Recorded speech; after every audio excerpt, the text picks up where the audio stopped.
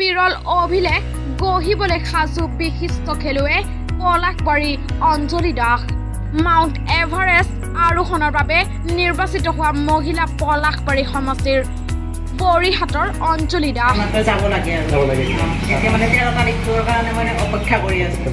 অসম তথা উত্তৰ পূৰ্বাঞ্চলৰ গৌৰৱ বিশিষ্ট খেলুৱৈগৰাকী অহা 13 আগষ্টৰ ৰাতিপুৱা বৰিহাট ভাতখোৱা পৰাস্থিত স্বগৃহৰ পৰা লাডাখলৈ খোজকাঢ়ি তেখেতৰ যাত্ৰা শুভাৰম্ভ কৰিব।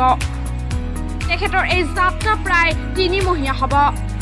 নিজকে সুস্থ সবল কৰি ৰখাৰ লক্ষ্য আৰু উদ্দেশ্যে অসমৰ পৰা লাডাখলৈ খোজকাঢ়ি যোৱাৰ অঞ্জলি দাসে হ'ব প্ৰথমগৰাকী অসমীয়া। প্ৰতিদিনে 20ৰ পৰা 25 কিলোমিটাৰ দৌৰি আৰু 3 ঘণ্টা সময় চাইকেল চলাই প্ৰস্তুতি চলাই থকা বুলি জানিবলৈ দিয়ে অঞ্জলি দাস। প্ৰস্তুতি মই ৰেগুলাৰ 20ৰ পৰা 25 কিলোমিটাৰ মই ৰানিং কৰোঁ। তাৰপিছত আছে চাইকেলিং কৰোঁ মই 3 ঘণ্টা আৰু ইফালে এক্সাৰচাইজ 1 ঘণ্টা।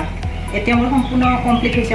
মোৰ যাত্ৰা হ'ব এনেইতো আমাৰ গুগলত 62 ডেজ দেখুৱাইছে, কিন্তু মই ধৰি লৈছোঁ 3 মাহ। 3 মাহৰ কাৰণে কিয়নো ৰাস্তাত কিবা প্ৰাকৃতিক দুৰ্যোগ হ'বও পাৰে বা ভগৱানৰ কৃপা নহ'লে ভাল, কিন্তু সেইটো কাৰণত মই মানে 3 মাহ। News desk report News 24/7 today.